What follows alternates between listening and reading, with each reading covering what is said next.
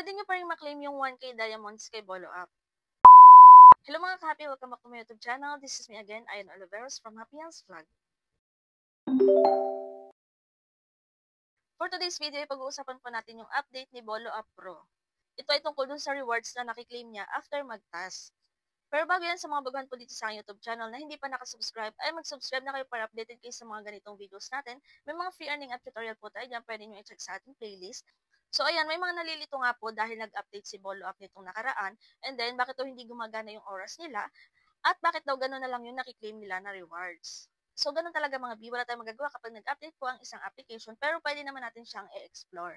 At wag mag-alala yung mga baguhan dyan kasi yung newbie task or new user task po dito kay Bolo Up ay ganun pa rin po. 2 oras magta-task and then 2 to 5 dias yung makiklaim. So may makiklaim ka everyday na 5,000 diamonds pa rin po. Yun ay para sa mga newbie or new user task dito kay Bolo Up. And then kapag ordinary host ka na, yan po yung pag-uusapan natin ngayon. So dito mga B, gagamitin ko yung isa kong account, hindi ko siya ginagamit pang trade, pang tasking lang po siya. So ayan, kung mapapansin nyo, 20% pa rin yung aking oras dito, pero tapos na po ako mag-task dito kay Bolo Up. So kung makikita nyo naman dyan, ayan, tapos na yung oras ko, pero 20% pa rin nakalagay. So dito is naka 60 minutes na po ako or 1 hour, makiklaim ko dito yung 500 diamonds. And then, itong daily lucky gift income, makiklaim nyo po itong another 500 diamonds kapag nakipag-trade po kayo ng lucky gift. So, makipagpalitan po kayo ng lucky gift worth 1K. Kailangan makipagpalitan tayo ng lucky gift na nagahalagang 50 coins, 20 na tig 50 coins. For example, makikipag-trade ka sa kakilala mo or sa ka-member mo ng halimbawa itong Silver Star, kailangan makipag-trade ka ng 20 Silver Star or kaya Lucky Bolo Up or Eagle, basta yan nagahalagang 50 coins lang na yan, i-times 20 ninyo para maging 1,000 coins. And then, makiklaim nyo na po yung another 500 diamonds.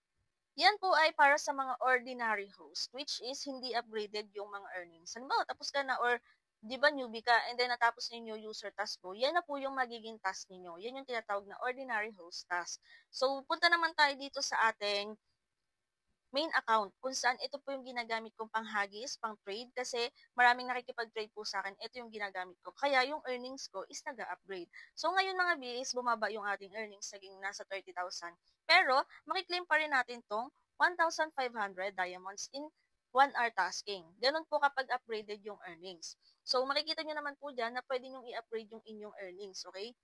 And then, dito mga B, kapag upgraded yung earnings mo, for example, nakipag-trade ka and then umabot ng 30,000 diamonds yung income mo, weekly income, ayan, 1,500 diamonds yung makiklaim mo pag nag-task ka.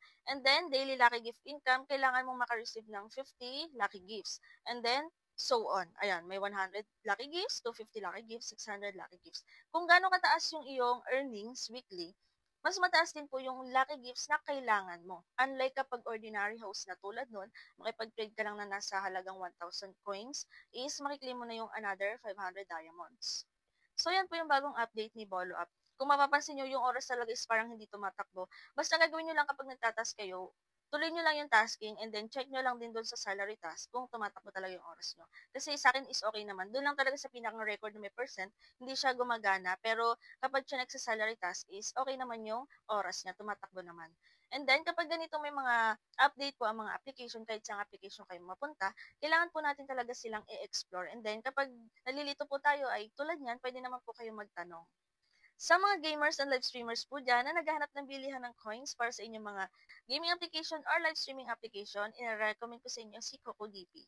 Ayan, isa po siyang top-up website na kung saan 24/7 open kaya kahit nasaan ka man or anumang oras mo gustong bumili kahit madaling araw, pwedeng-pwede ka dito bumili kay CocoDP.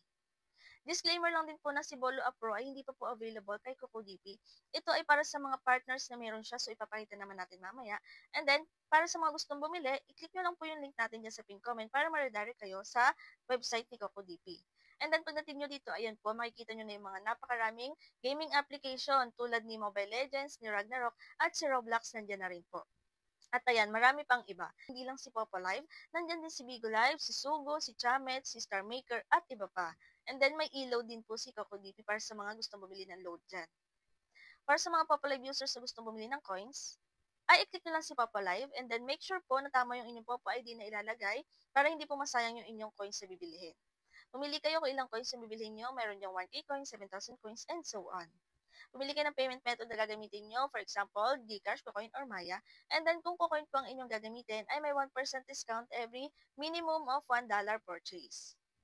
Lagay ninyo ang inyong email address and then click buy now at maradirect po kayo sa kung anong payment method yung gagamitin nyo para mag-proceed ng transaction. At wala pa pong 1 minute na sa inyong mga Popalive account yun ng inyong coins na binili, pwede nyo lang siya ipang play lucky, ipang trade, or ipang laro dito kay Popalive. And then, pwede po pala kayong sumali sa pa-event ni Coco DPN. Pwede nyo silang pa-follow sa kanilang Facebook page. Makikita nyo dyan yung pa-event nila. I-comment nyo lang po yung picture nyo nung Halloween. So, may chance na po kayong manalo ng $3 coin. Pwede nyo ipambili ng coins yan, ng mga diamonds, or kung ano pa man, kung coins in Popalive, pwede nyo gamitin yung pangbili. Hanggang November 13 po yung deadline nila. Ayan, pwede pa kayong mag-comment dyan mga B. So, ayun lang mga ka for today's video, no? Kung may mga tanong po kayo, pwede kayo mag-comment or i-check nyo ang playlist. May mga free earning app tutorial tayo dyan, baka sakaling nandiyan yung hinahanap yung tutorial.